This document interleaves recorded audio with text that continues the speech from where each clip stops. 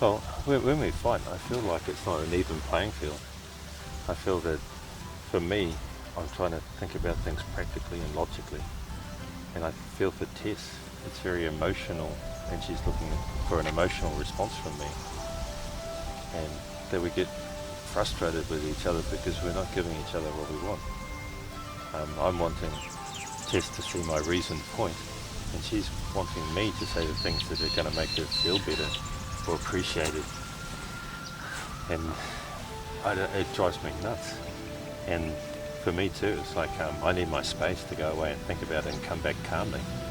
Where Tess, when she's like that, needs to be in my face 24/7. And it just makes it worse from my perspective. So I think that we're not good at arguing. That we're not seeing things from each other's perspective, we're not meeting each other's needs, and we're not being constructive until we do actually have some space and think about things and come at it afresh.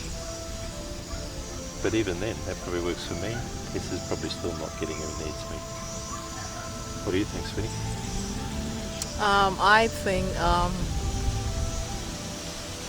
I'm quick to anger and I'm quick to get out of it. So I get frustrated, I bring out my anger and my woman thing, and I just go like rah rah rah, and then I'm done. And somebody goes grumpy for like a week. Oh, yeah. Seriously? Well, we talked about it a wee bit. So Tess is used to that. She's used to arguing all the time.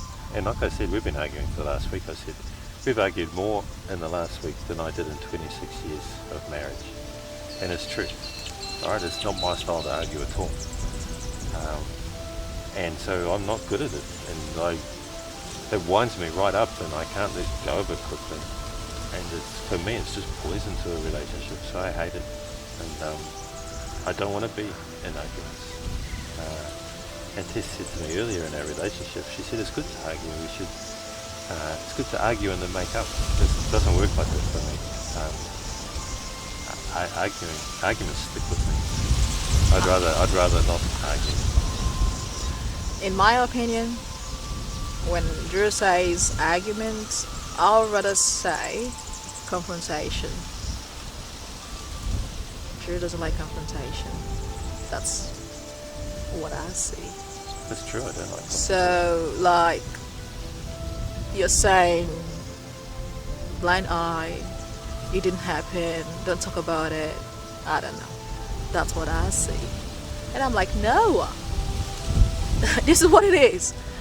Let's talk about it, babe. He's like, no.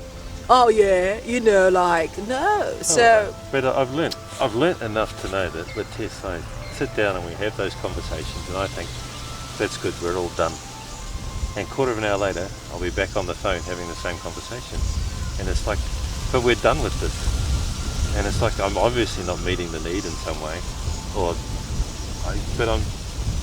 just don't see things the same way. I'm too practical and logical. And I don't want to give an emotional response sometimes. It's just, I don't know, I'm a bit stubborn. You're crazy. really, he thought I'm crazy. Yeah, I'm crazy, short circuit, fair enough. But like, seriously, who keeps things in their mind for a week? Me. And you do too. Babe, I don't. Well, you do. Like, when we have, like, you keep all the history in your head. And so when we argue, it all comes out. So we're not just arguing about the thing in front of us. We're arguing about everything related and not related to it that's happened in the last 2 years. And But like, honestly, like, I can't handle that. Like, it's like, yeah, because like in my understanding, if something is wrong, I believe that it should be trashed out. So avoiding it and just moving on, it lingers. You know what I mean? It creates a pocket somewhere where, I keep piling that nonsense. I don't want to pile nonsense because, like, if there is an immediate issue and you deal with it, it's gone. But where you expect me to just, move on, just move on, just move on. Like, like that's one thing again. We are different people, and I understand that. Like what keeps us together really is the love we have for each other. Outside the love we have for each other, I don't know. It's not gonna work.